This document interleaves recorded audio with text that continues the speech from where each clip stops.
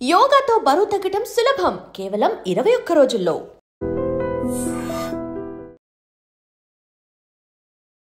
Welcome to iDreams media. Vizianagaram జిల్లాలో విషాదం నెలకొంది. 3 కుటుంబాల్లో 3 వ్యక్తులు చనిపోవడంతో దిక్కుతోచని పరిస్థితిలో కుటుంబ సభ్యులు అయోమయ పరిస్థితిలో ఉన్నారు.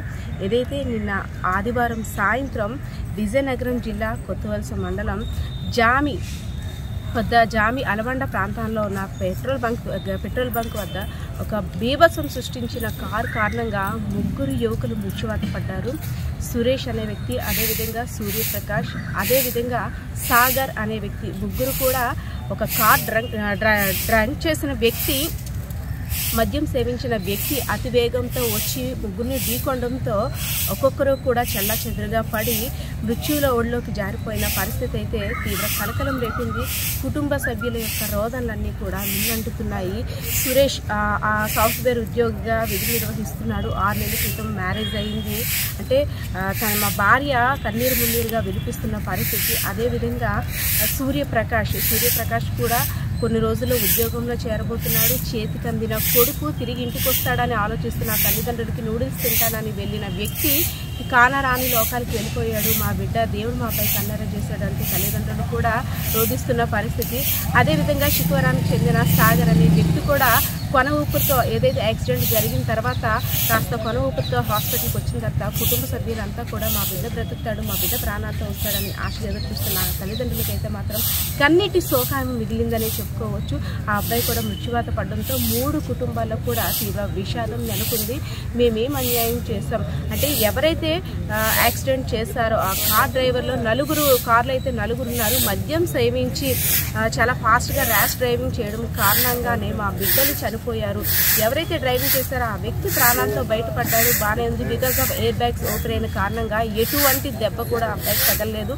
కానీ మా పిల్లలు మాత్రం మృత్యువాత పడ్డారు. సో డ్రంక్ అండ్ డ్రైవింగ్ కేసుల పట్ల పోలీసులు కూడా కొంచెం బాధ్యత వహించాలి.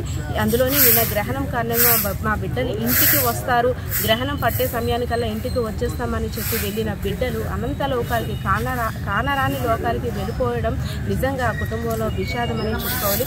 సో కుటుంబ సభ్యులంతా కూడా విజయనగరం జిల్లా మహారాజా హాస్పిటల్ వద్ద పోస్ట్ మార్టం మార్చి దగ్గరికి అయితే చేరుకున్నారు. మృతదేహాలు పోస్ట్ మార్టం చేసిన అనంతరం తమ బిడ్డలను కడసారగా చూసేందుకు కూడా పెద్ద ఎత్తున ఇక్కడంతా కుటుంబ సభ్యులంతా పాల్గొంటున్న పరిస్థితి అయితే కనిపిస్తుంది. సో ఏదైతేనే ఒక వ్యక్తి చేసిన ర్యాష్ డ్రైవింగ్ కారణంగా 3 కుటుంబాల్లో విషాదం నెలకొందని చెప్తుంది. ఒక వ్యక్తి ర్యాష్ డ్రైవింగ్ కారణంగా 3 కుటుంబాల్లో విషాదం అలుముతుంది.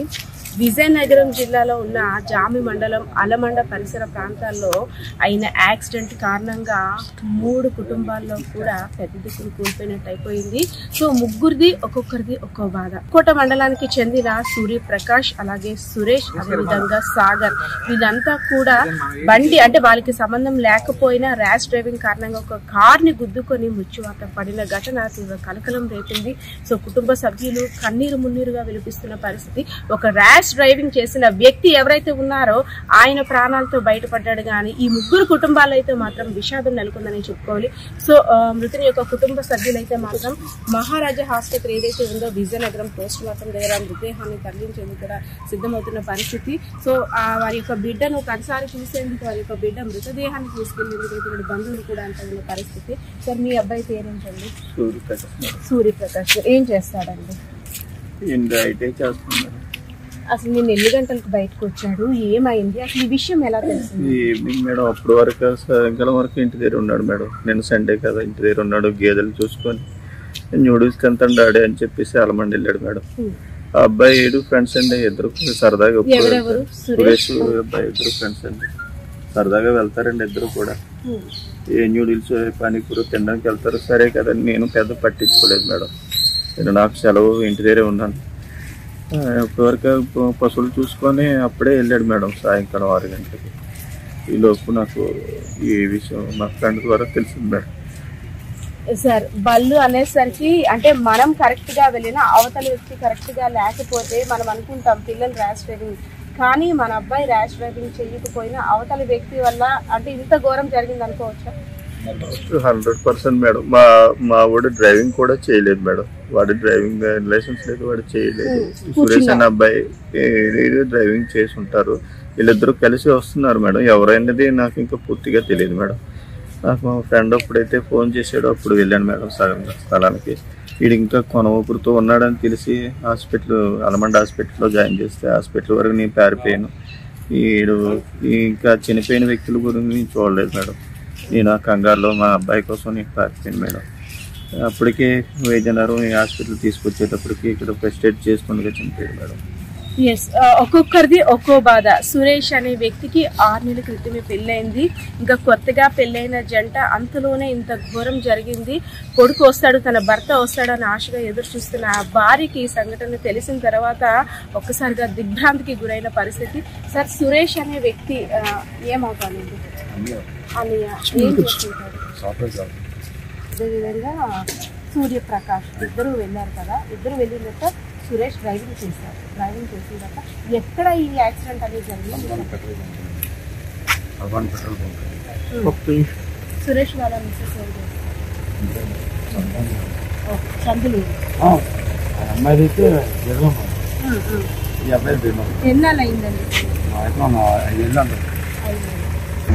ఆ బండి కూడా తర్వాత ఈ స్కూటీ కూడా ఈ బండి సెకండ్ బండి. ఇది ఫస్ట్ మృతి చెందిన వ్యక్తి, ఆయన కూడా చనిపోయారు.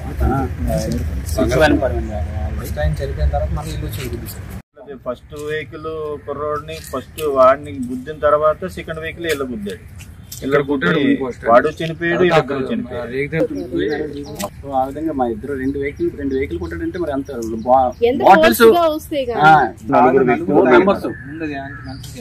అంటే డ్రైవింగ్ చేసిన వాళ్ళు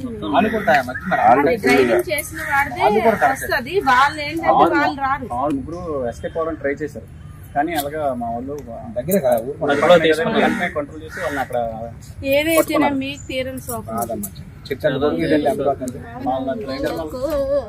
నా మెడతల ప్రకాశ నువ్వు వెళ్ళిపోనావా నిన్నయ్యలకు నా కళలను నువ్వు తిరిగినావమ్మా నా బంగారు కొండ నా నాయన నా చిన్న తండ్రి నాయమ్మ